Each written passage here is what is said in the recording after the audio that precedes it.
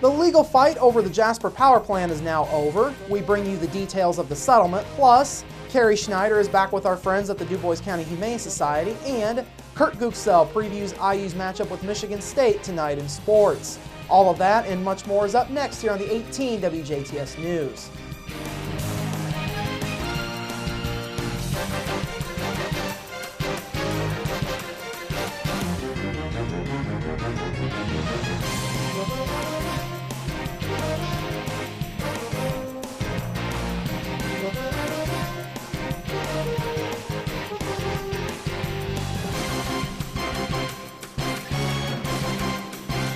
Hello, I'm Bradford Raths. We begin this evening with the end of the legal fight over the Jasper power plant. Last night, the Jasper Utility Service Board and the Jasper Common Council each voted in separate meetings to approve the most recent settlement terms proposed by Healthy Dubois County.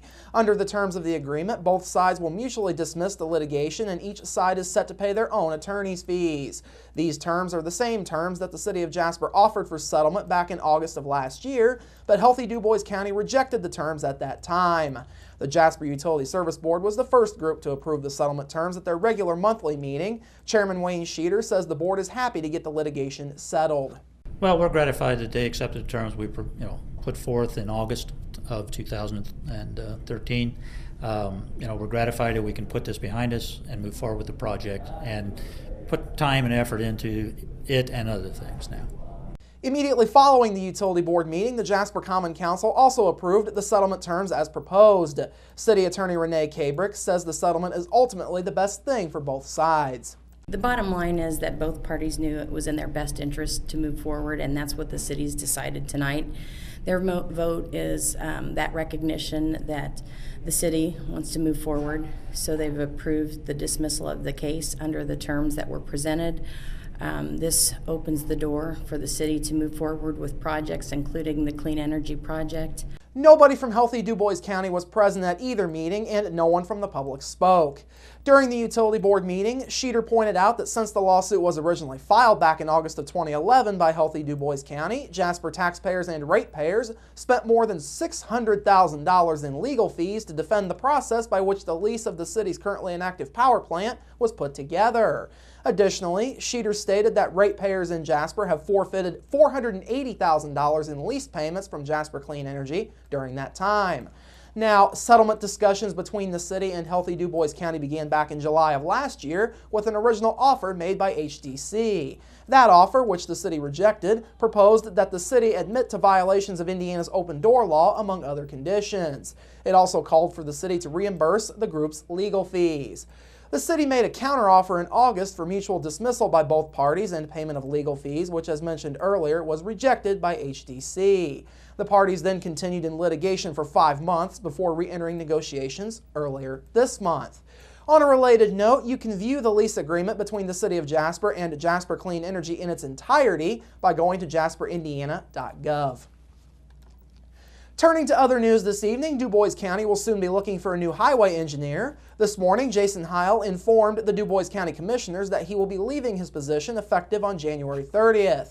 Heil is resigning to accept a similar position that is open in Daviess County. Heil says it was a tough decision for him to accept the job, but he saw a better opportunity in Daviess County. He also says the job is right in line with what he'd like to do. I kind of looked for other positions as well and had some things in line, but they had advertised, and I really like the work of county engineer and like what I do, and I know that they've got a lot of stuff going on up there with the Cannleberg Road project, and they wanted some assistance in their bridges as well, so I thought it kind of fit right up my alley. Heil says he is hoping to use experiences gained in Dubois County to help tackle the issues surrounding Daviess County highways.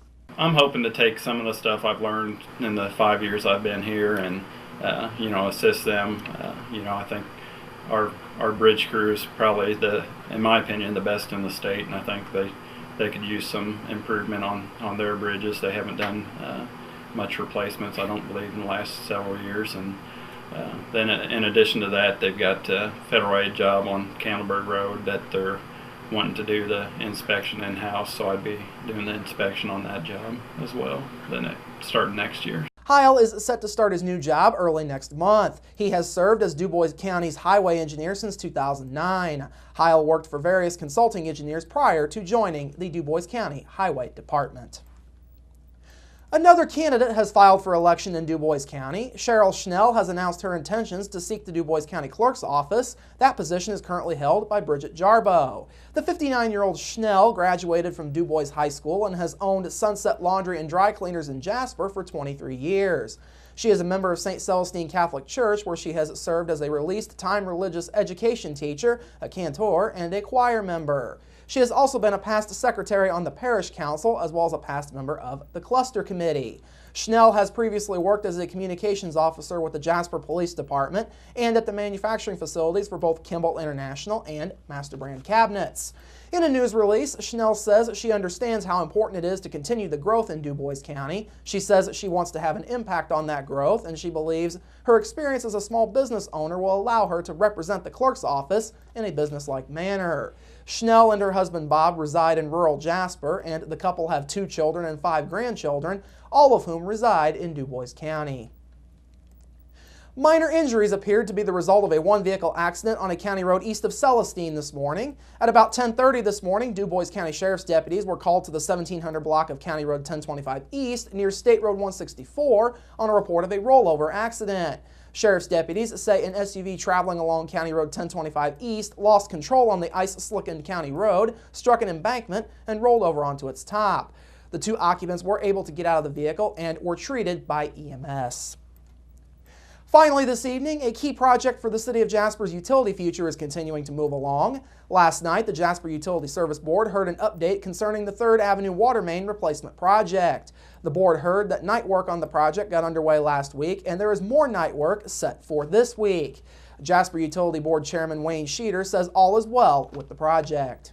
Well, they're moving along pretty well. They were held up by weather and got into a lot of solid rock that they didn't anticipate. And when we set the dates for substantial completion at February 9th, we understood that there would be some things they would get into that might slow that up, including the weather.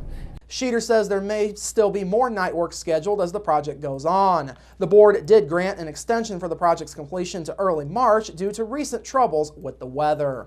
Also last night, the board voted to keep all officers the same for 2014 as they were this past year. Sheeter remains as chairman, while Rick Stradner remains as vice chairman, and Doug Schulte will stay on as secretary. The commissioners and committees are also set to remain the same this year as they were last year. All right, coming up after the break, Carrie is back with our friends at the Dubois County Humane Society, plus your local forecast, sports with Kurt Gooksell, and I take a tour of the Southern Indiana Purdue Agricultural Center. That's all up next here on the 18 WJTS News. Local people watching local people.